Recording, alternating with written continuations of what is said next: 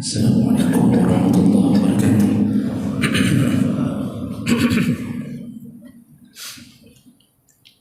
Innal hamdalillah nasta'inuhu wa nastaghfiruh wa na'udzu bihi min shururi anfusina wa min sayyiati a'malina. Man yahdihillahu fala mudilla lahu wa man yudlil fala hadiya lahu. Asyhadu an la ilaha illallah wahdahu la syarika lahu wa asyhadu anna Muhammadan 'abduhu wa rasuluhul karim. Allahumma salli wa sallim ala nabiyyina wa sayyidina Muhammadin wa ala alihi wa ashabihi ajma'in. Amma ba'd. Rabbi shrah li sadri wa yassir li amri wahlul 'uqdatam min lisani yafqahu qawli. Salam segala menuju Rasulullah pada keluarga dan seluruh sahabat-sahabatnya. Jemaah salat subuh, bapak-bapak dan ibu-ibu yang Allah muliakan insyaallah. Dari pertemuan di pertemuan yang lalu kita sudah mulai membahas tentang golongan orang-orang yang dipastikan mendapatkan azab kubur setelah meninggalnya mereka. Dan sudah kita paparkan bukti-bukti adanya azab kubur, dalil-dalil tentang adanya azab kubur, sampai Nabi senantiasa menyuruh kita berlindung setiap salat sebelum mengucapkan salam. Hendaknya seseorang berlindung dari azab kubur. Dan ini menunjukkan begitu dahsyatnya azab kubur sehingga harus dihindari. Nah, jemaah mulakan Allah, siapa saja golongan yang dipastikan akan mendapatkan azab di alam barzakh. Jadi yang dimaksud dengan azab kubur ini yaitu azab yang dilakukan di alam barzakh. Jadi bukan di dalam lubang yang kita tanam jenazah. Lubang itu disebut lahdun atau lahad. Kalau digali di tengah disebut syaqqun, digali ke samping disebut lahdun. Bukan dalam lubang itu terjadi penyiksaan, karena kita begitu masuk ke alam kubur, yang dimaksud adalah alam barzakh. Disitulah penyiksaan terjadi. Jadi bagaikan masuk ke satu penjara besar dengan hidup yang baru, dengan berbagai model nikmat dan azab. Orang pertama yang akan mendapatkan azab kubur yaitu orang-orang kafir. Ini golongan paling tinggi yang dipastikan akan mendapatkan azab kubur. Golongan kafir atau musyrik.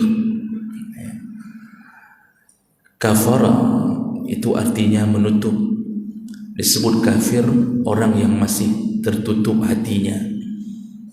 Jadi tidak berbau ejekan, tidak ada unsur ejekan ketika Islam menyebut kata kafir. Yang dimaksud yang masih tertutup hatinya. Namun orang-orang munafik hari ini memanggil kafir, yang pantas memanggil non-muslim. Padahal kafir itu sudah sehalus-halusnya bahasa, dan Allah yang memanggil mereka dalam Al-Quran dengan bahasa itu. Nah, jemaah mulakan Allah, orang-orang yang tertutup hatinya ini, Allah tidak menuliskan nama mereka dari awal di pintu-pintu neraka. Karena Rasulullah mengatakan kullu mauludin yuladu 'alal fitrah. Setiap yang lahir maka lahirnya dalam keadaan fitrah. Dan Allah tidak menzalimi hamba dengan memastikan bahwa dia akan tetap kafir. Tidak.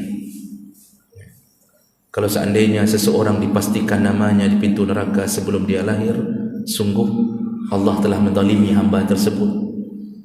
Makanya Allah kirimkan Rasul, Allah kirimkan para Nabi agar orang-orang kafir mengetahui kebenaran. Namun mereka menolaknya. Mereka menyiksa, membunuh para Nabi. Dan ini yang menyebabkan Allah murka. Allah ingin hambanya berfikir dengan dakwah yang didatangkan Allah. Makanya wajar orang kafir kemudian dimasukkan ke dalam neraka dan tidak ada ampunan. Tidak ada ampunan. Kalau orang Islam yang melakukan maksiat, walaupun dahsyatnya siksa neraka, tapi dimungkinkan lima yasha, siapa yang diinginkan Allah untuk dimasukkan ke dalam surga, dimungkinkan. Namun kafir tidak. Nah, penyiksaan orang kafir dimulai dari alam barzakh. Sebelum masuk ke dalam siksa yang sebenarnya, mereka wajib mendapatkan siksa di alam barzakh. Jemaah mendekat Allah Subhanahu wa taala. Nanti timbul pertanyaan, apakah orang kafir nanti dihisab atau tidak? Karena hisab itu adalah untuk menampakkan amal, bukti bahawa seseorang jahat atau tidak. Orang Islam dihisab, karena orang Islam ada yang ashabul yamin, ada ashabul shimal. Mereka dihisab, yang baik diberikan pahala, yang buruk maka dicatatkan dosa, lalu kemudian itulah yang menjadi penyebab surga dan neraka. Orang kafir kerjanya dosa semua. Oh, ada yang baik-baik, yang melakukan kegiatan sosial, melakukan kebaikan, bahkan menolong orang Islam. Hari ini Amerika merasa baik, datang ke Afghanistan, katanya menyelamatkan. Jadi ada yang mengira bahawa orang kafir itu berbuat kebaikan. Sungguh walaupun mereka berbuat baik, kebaikan mereka tidak dianggap Allah Subhanahu wa taala sama sekali. Sama sekali. Kenapa?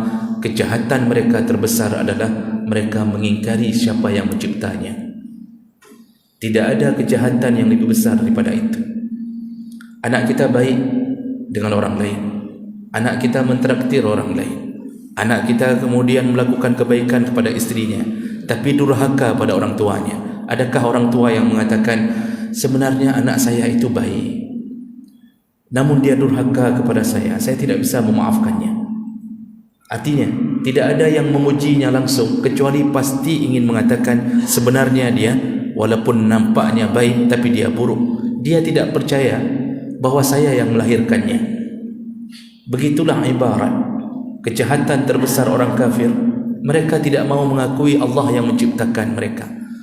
Mereka tidak mau mengakui bahawa Allah lah Tuhan mereka.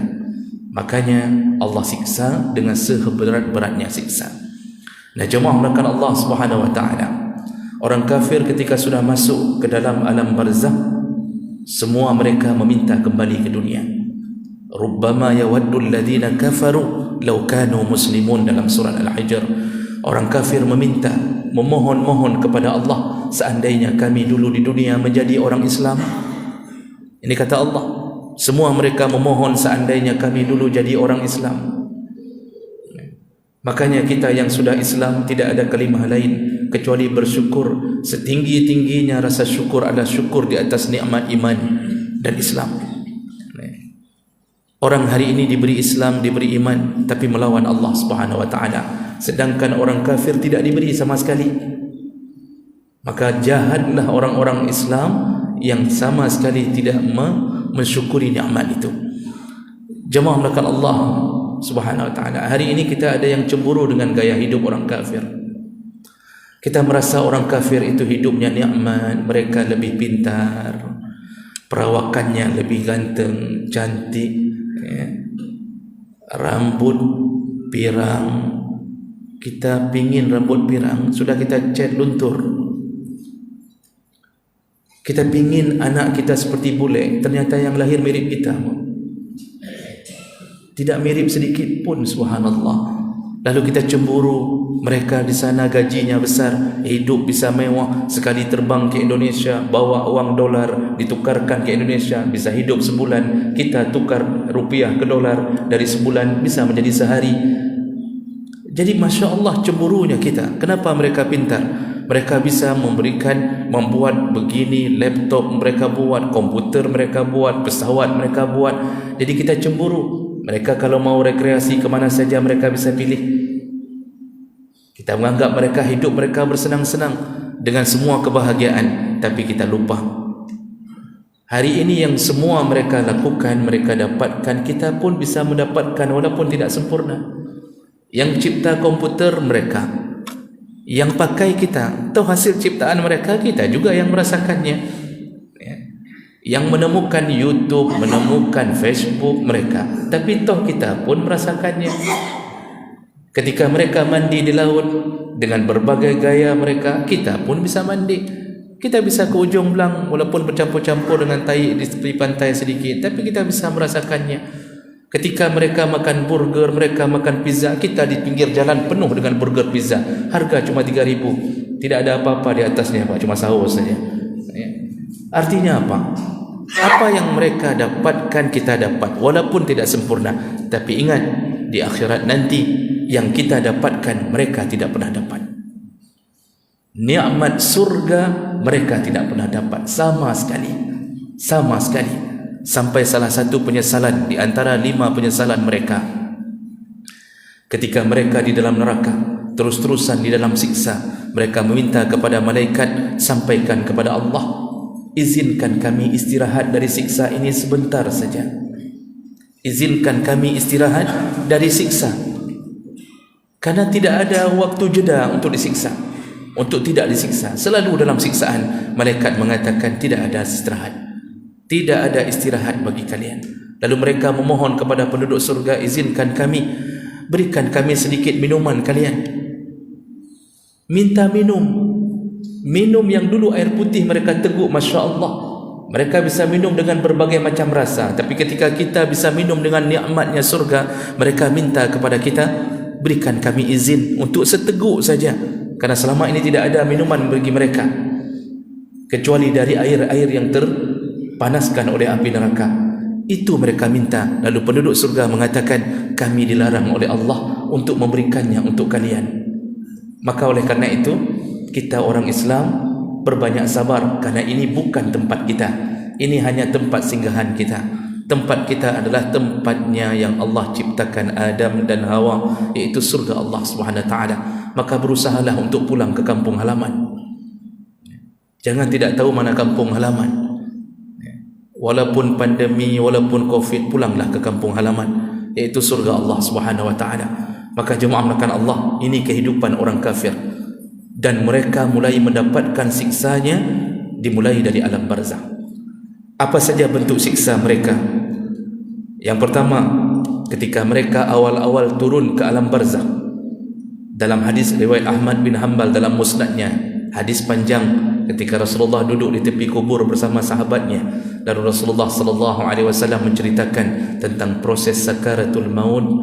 Setelah menceritakan tentang begitu mudahnya sakaratul maut kepada orang mukmin, mukmin dimudahkan walaupun sakitnya luar biasa, tapi dimudahkan sampai Rasulullah mengatakan seorang mukmin meninggal dalam keadaan nyawanya ditarik seperti air keluar dari mulut ceret, dituangkan begitu saja.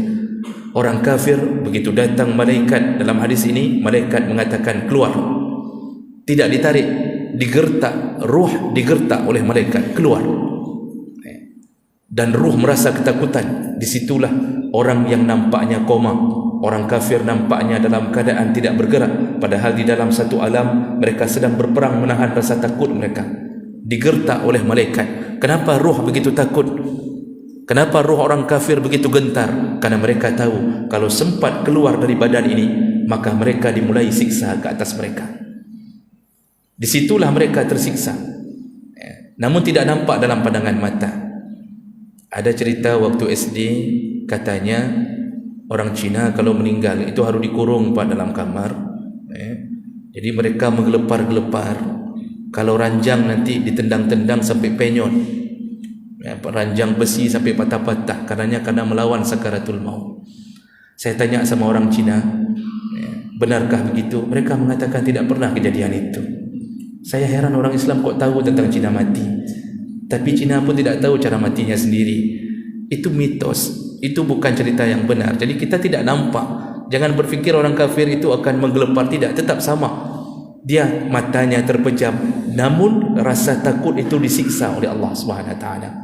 Nah, setelah mereka di alam kubur, singkat cerita, hadisnya panjang, singkat cerita, datanglah malaikat Munkar dan Nakir. ditanyalah pertanyaan yang sederhana dan tidak satu pun mereka bisa menjawabnya. Dalam bahasa hadis Nabi, sampai Nabi mengatakan ketika malaikat tanya man rabbuka, jawaban mereka langsung Nabi mengatakan aku tidak tahu, kata mereka. Ditanya nabinya, mereka kembali jawab aku tidak tahu. Setelah pertanyaan selesai, dimulailah siksa.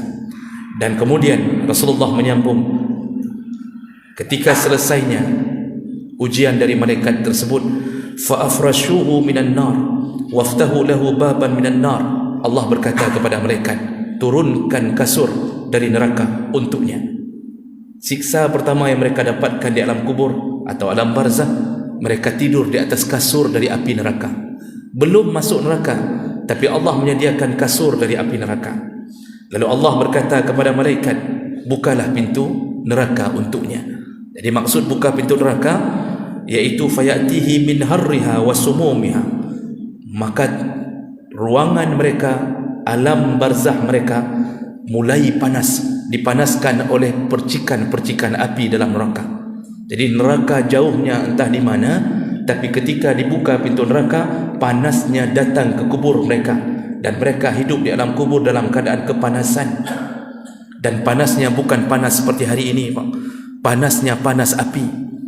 Rasulullah sallallahu alaihi wasallam menyebutkan ukuran panasnya neraka ketika kita berada di bawah terik matahari yang sangat panas, sampai Rasulullah pernah menunda solat zuhurnya karena terlalu panas, karena masjid Nabi dulu tidak ada atapnya. Jadi Rasulullah menunda solat zuhur. Kemudian Rasulullah berkata, inna syiddatal har min fayhi jahannam, ketahuilah panasnya bumi ini itu karena jahannam sedang menggelegak. Jahannam menggelegak, bumi kepanasan. Jahannam di mana? Bumi di mana? Kalau kita bilang sedang kita berada di samping kompor, okey, masuk akal.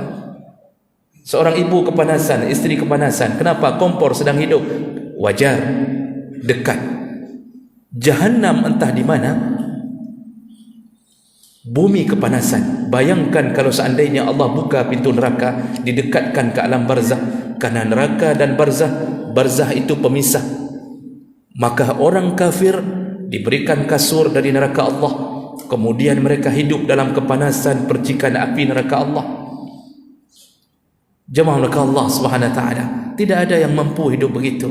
Hari ini saja Masya Allah, orang begitu mati AC-nya mati, Pak. Hanya 15 menit itu tidak bisa lagi duduk dalam kamar.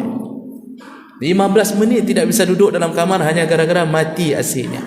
Ini kalau AC ini mati semuanya masjid, pengajian harus dipersingkat. Kenapa? Semua merasa tidak nyaman. Itu baru mati yang dingin, belum dipanaskan. Maka begitulah keadaan orang kafir.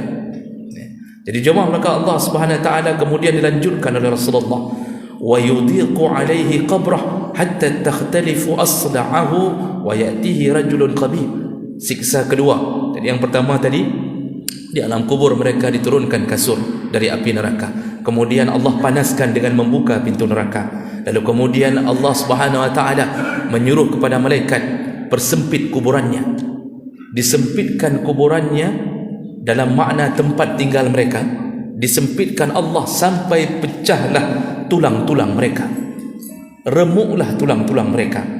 Dan itu kata para ahli hadis, maksudnya untuk menyiksa, sehingga mereka beradu tulang dengan tulang. Diremukkan Allah, lalu kemudian dibuka lagi, diremukkan lagi. Hari-hari mereka dilalui seperti begitu. Kemudian Rasulullah SAW menyebutkan, wa ya'tihi rajulun qabihul wajah. Dan setelah mereka dapatkan itu, datanglah makhluk yang buruk sekali wajahnya, qabihus siyab, buruk sekali pakaiannya, wa matinur riyah, bau sekali, bau busuk, jelek mukanya, busuk baunya, pakaiannya buruk. Fayaqulu, lalu kemudian orang-orang kafir bertanya, siapa engkau? Lalu mereka menjawab, makhluk itu menjawab, inilah kabar gembira untuk kalian, aku makhluk dari amal buruk kalian di alam dunia. Cuma bahasanya absyiru, aku kabar gembira bagi kalian. Maksud kabar gembira adalah menyindir mereka. Cok, bahasa kita cok, yang kenyo cok, jino cok. Subhanallah, itu baru mulai siksa pertama jemaah melakukan Allah bagi orang-orang kafir. Makanya kalau kita baca fikih, tidak dibolehkan menguburkan jenazah orang muslim di pekuburan orang kafir. Tidak dibolehkan.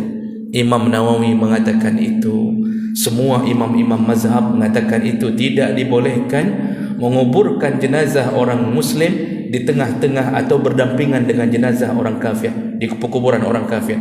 Dan jangan izinkan orang kafir dikuburkan di pekebumian orang-orang muslim. Kenapa? Semua mazhab sepakat mengatakan berdasarkan dalil akan nampak siksa atau akan mendampak siksa orang kafir akan didapatkan oleh orang muslim kalau hidup berdampingan dengan mereka. Sampai alam kubur pun tidak dikasih berdampingan. Hari ini orang berdampingan dengan mereka, menyembah-nyembah mereka, memberikan negara untuk mereka. Padahal Allah mengatakan sampai ke alam kubur pun jangan berdampingan dengan mereka. Allah sudah mengatakan tentang mereka, walan tarda ankal yahudu walan nasara hatta tattabi'a millatahum. Tidak akan reda kepadamu Yahudi dan Nasrani sampai engkau mengikuti gaya hidup mereka. Maka jemaah maka Allah Subhanahu wa taala ini disepakati. Ya, kenapa? Karena siksa orang kafir dikhawatirkan akan berdampak kepada siksa orang muslim. Memang ini hal gaib, tapi begitulah orang-orang alim telah mengatakannya. Nah, kemudian sedikit lagi jemaah melakukan Allah Subhanahu wa taala. Setelah mereka disiksa dengan keadaan begitu, apa yang mereka dapatkan setiap hari, pagi dan petang dinampakkan neraka untuk mereka, dipertontonkan neraka. Nonton saja sudah menjadi siksa. Kita ini selalu dibayang-bayangi rasa takut. Rasulullah sallallahu alaihi wasallam berkata, "Inna ahadakum idza mata arada alaihi maq'adahu bil ghadat wal 'ashi." Engkau kalau sudah meninggal dunia setiap pagi dan sore, maka engkau akan didudukkan oleh Allah untuk nonton bareng yang ahli surga dengan ahli surga, yang ahli neraka dengan ahli neraka. In kana min ahli jannah famin ahli jannah, yang surga dengan surga. Wa in kana min ahli nar famin ahli nar, yang penduduk yang calon neraka maka mereka dikumpulkan bersama calon neraka. Fayuqalu hadza maq'aduka hatta yamna'aka Allah yaumal qiyamah, hatta yab'atsaka Allah yaumal qiyamah. Inilah yang engkau rasakan sampai engkau datang hari kiamat.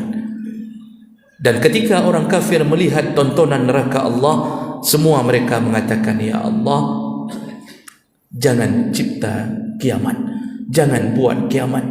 Di alam kubur saja kami tidak sanggup tahan, apalagi sampai di sana nanti. Maka penyesalan demi penyesalan mereka dapatkan. Makanya keluarlah kalimat dari mereka, la ya laitani kuntu turaba, seandainya engkau mengizinkan kami kembali hidup di atas tanah. Tapi ada juga yang mengatakan waktu mereka melihat binatang dihisab oleh Allah dengan sesama binatang. Jadi kalau kambing bertanduk, asyahna, kambing bertanduk pernah menanduk kambing yang tidak bertanduk. Dalam hadis Nabi riwayat Bukhari Muslim, nanti di hari kiamat yang tidak bertanduk ditumbuhkan tanduknya oleh Allah, lalu disuruh tanduk balik kepada kambing yang pernah menanduknya di dunia. Itu sesama kambing. Sesama kambing. Setelah semuanya diselesaikan, yang pernah melukai disuruh lukai, yang pernah menggigit disuruh gigit. Selesai, lalu kemudian dijadikan tanah oleh Allah. Binatang tidak ada urusan dengan surga dan neraka kecuali yang diizinkan Allah. Ada ulama yang mengatakan termasuk anjing Ashabul Kahfi, untanya Nabi Saleh, yang begitu-begitu itu izin Allah, itu khusus. Namun semua binatang jadi tanah. Ketika orang kafir melihat proses mereka menjadi tanah, mereka mengucapkan, ya laitani kuntu turaba, ya Allah, seandainya engkau juga bisa menjadikan kami seperti binatang. Dulu marah disebut binatang, waktu di depan sana mereka minta jadi binatang. Apa maksud minta jadi binatang? Jadikan kami tanah, jangan masukkan kami ke neraka Allah. Minta jadi tanah, jangan sampai tersiksa. Maka begitu dahsyatnya kehidupan orang kafir di alam kubur. Dan ini akibat apa? Mereka tidak mendengarkan dakwah, mereka tidak mau taat kepada permintaan Allah untuk mengikuti Rasulullah, yaitu Muhammad sallallahu alaihi wasallam. Nah, jemaah melakukan Allah. Oleh karena itu, apa yang patut kita ambil pelajaran? Pertama, bersyukurlah kita bukan orang kafir. Bersyukurlah kepada Allah kita dilahirkan dari rahim-rahim orang-orang muslimah. Dan yang kedua, jangan coba-coba murtad. Ini akhir zaman. Kata Rasulullah, ada nanti di akhir zaman, paginya muslim, paginya mukmin, kemudian wa yumsi kafiran, sorenya kafir. Sore mukmin, pagi kafir. Dan ini terjadi. Lihat di kota-kota besar, lihat para artis, hanya gara-gara urusan jodoh dia tinggalkan agamanya, dia murtad. Anak-anak kita di Aceh, lihat di YouTube, ada 2 orang yang selalu memamerkan kekristenannya. Termasuk salah satunya anak kita di salah satu pesantren di Lok Semawe, 6 tahun di pesantren, masuk Kristen, jadi pendeta. Dan itu berbahaya. Maka oleh karena itu didiklah anak seperti didikan Luqman Al-Hakim. Selalu dia mengatakan, ya bunayya la tusyrik billah, wahai anakku, janganlah engkau syirik kepada Allah. Inna syirka la zulmun adim, karena syirik itu akan mendalimi dirimu dengan zalim yang sangat kuat. Makanya tahan, ajarkan akidah, ajarkan Islam, ajarkan iman. Mudah-mudahan Allah selamatkan kita di dunia dan di akhirat. Subhanakallahumma wa bihamdik, asyhadu an la ilaha illa anta, astaghfiruka wa atubu ilaik. Wassalamu alaikum warahmatullahi wabarakatuh.